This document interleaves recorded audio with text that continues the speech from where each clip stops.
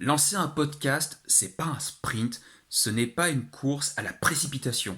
C'est un jeu où il faut y aller détente, et on va y aller détente. Salut à toi, c'est Tonton Pascal, et aujourd'hui, je vais te partager toutes mes stratégies, toutes les méthodes que j'ai mises en place pour produire plus de 100 épisodes en 2 ans et demi. Et tu pourrais me dire, mais attends, t'es con quoi, tu pourrais vendre ta méthode, tu pourrais, je sais pas, tu pourrais en faire un bouquin. Alors, la réponse pour moi, elle est très simple. J'ai pas que ça à foutre. Honnêtement, j'ai pas que ça à foutre. Je suis déjà bien occupé avec mon activité de formateur et de consultant en animation de communauté. Et objectivement, j'ai pas que ça à foutre. Donc peut-être qu'un jour, tu vois, je ferai une conférence là-dessus ou un webinaire sur tout ce que je sais en podcast.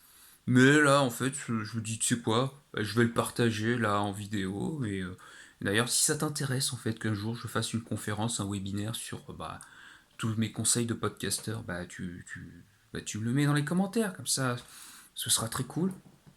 Et voilà, je profitais de cette vidéo pour te partager moi tout ce que j'ai mis en place pour réussir à produire plus de 100 épisodes. La première chose, la première stratégie à mettre en place, enfin c'est même pas une stratégie à mettre en place, c'est c'est le truc incontournable, c'est qu'est-ce qui te fait envie, c'est quoi ce désir ardent de lancer ton podcast. C'est moi, je l'ai déjà dit, tu vois, dans de précédentes vidéos, mais moi j'avais une obsession. J'avais cette putain d'obsession de me dire, putain, mais en fait, c'est quoi la créativité? Expliquez-moi. Apparemment, je suis créatif, mais expliquez-moi en fait en quoi moi je suis créatif. Et cette obsession-là, elle n'a pas arrêté j'allais dire, de me bouffer, en tout cas d'alimenter mon énergie pour faire ce podcast. Aujourd'hui, qu'est-ce qui me motive aujourd'hui, tu vois, à faire toutes ces vidéos? Euh, Moi, tu vois, pendant des années, moi j'étais plutôt qui aimait bien être dans sa grotte. Moi, on m'appelle souvent l'ours des Pyrénées. Pas uniquement parce que j'ai vécu en face des Pyrénées, mais parce que j'aimais bien être dans ma grotte. Et faire ces vidéos-là, tu vas faire une vidéo par jour, ça m'oblige à sortir de ma grotte et à m'exposer, tu vois, vraiment à m'exposer publiquement.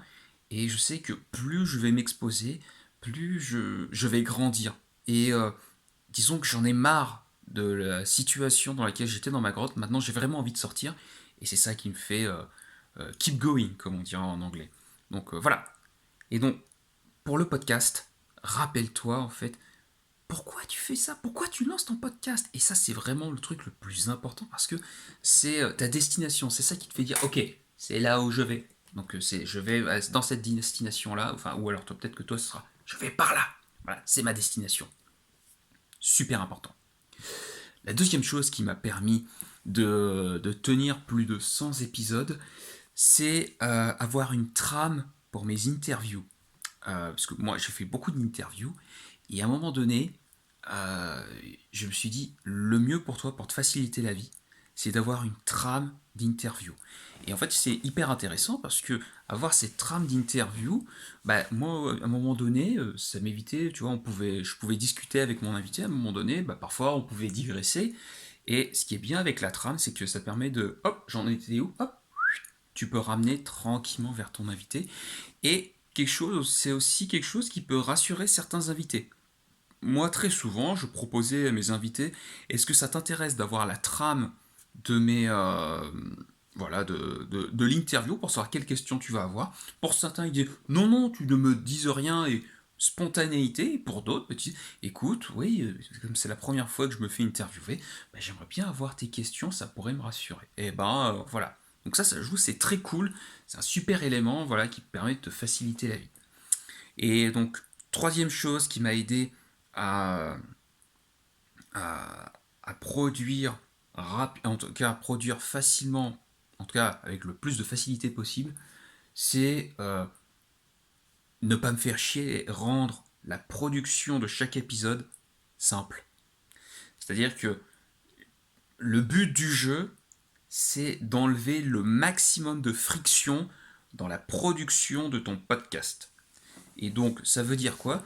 Ça veut dire qu'au départ, si tu sais pas faire de montage, si tu sais pas de faire de vignette ou je sais pas quoi, mais tu te casses pas le cul. En fait, tu le fais.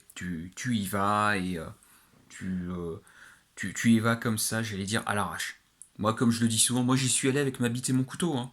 Moi, au départ, j'y suis juste allé avec un compte Zoom et mon téléphone. En plus, c'est avec ce téléphone que je faisais mes interviews. Pourquoi? Parce que la caméra de mon ancien PC était vraiment toute pourrie et que j'avais une connexion de merde et qu'il était trop vieux. Et donc, la façon la plus simple de faire des interviews, bah, c'était avec un smartphone. Mais comme en plus, je n'enregistrais que le son, donc c'était cool, j'avais juste qu'à séparer la vidéo du son et c'était nickel. Donc, te fais pas chier. Et en plus, aujourd'hui, par rapport à l'époque, c'est tellement plus simple de faire du podcast, donc te fais pas chier. Vraiment, ne te mets pas la pression.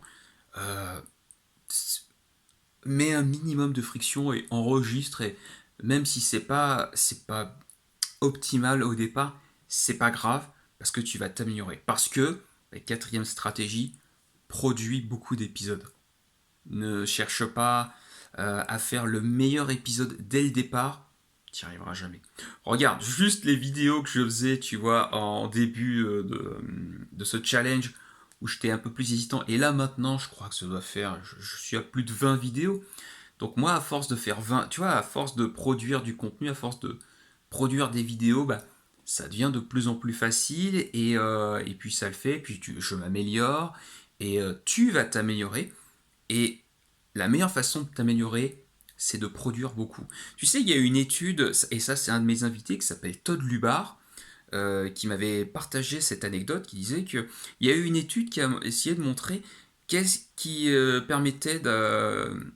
Ils ont fait deux groupes d'étudiants. Il y avait un premier groupe, donc c'était dans une école d'art, et ils devaient seulement produire une seule œuvre, et ils seraient notés que sur cette œuvre-là.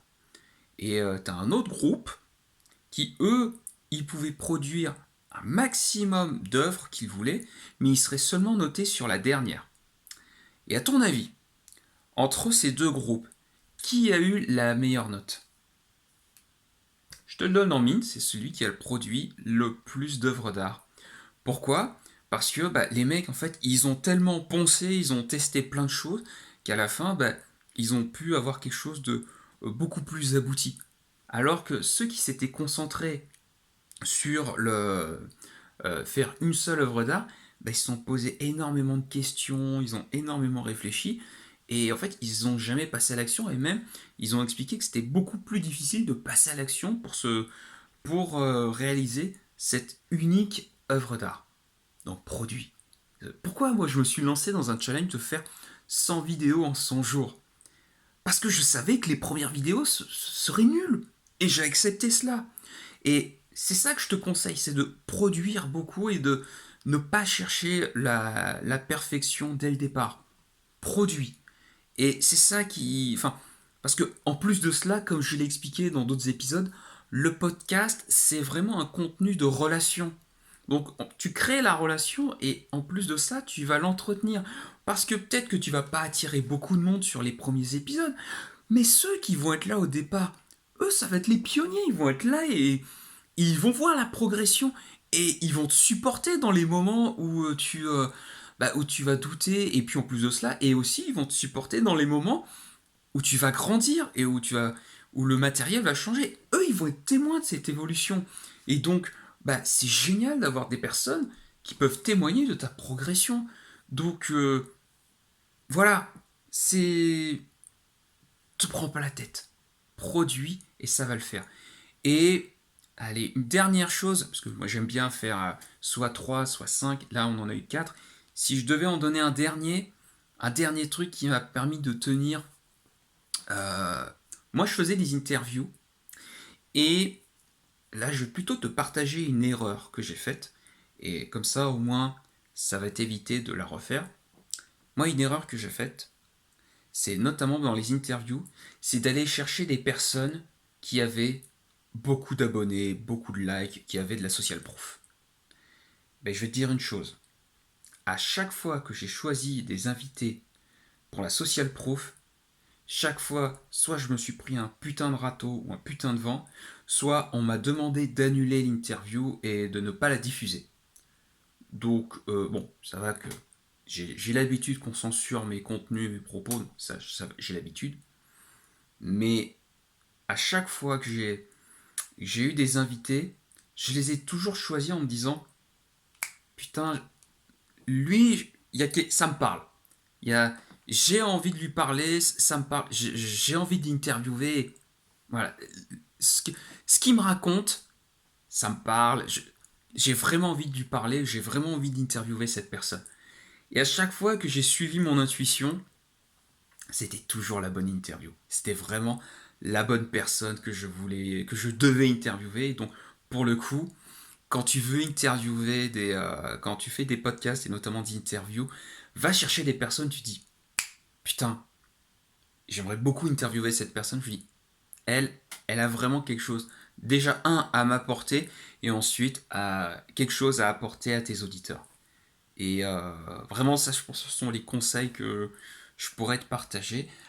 Si tu as d'autres questions par rapport au podcast, parce que je pense pas que je vais refaire d'autres contenus sur ce sujet-là, hein, je pense pas.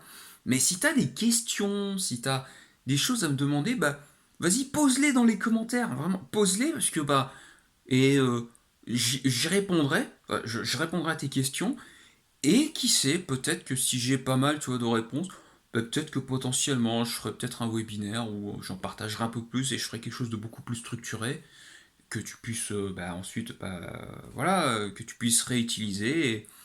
Et j'espère que bah, toutes ces vidéos pourront t'aider. Et puis bah, si un jour je fais un webinaire ou une conférence sur bah, mon expérience de podcasteur, bah, j'espère que cette conférence et ce webinaire t'aideront. Donc, si ça t'intéresse ou si tu as des questions, ben, mets-les-moi dans les commentaires parce que c'est ça qui est trop cool. Enfin, comme ça me donnera de la matière.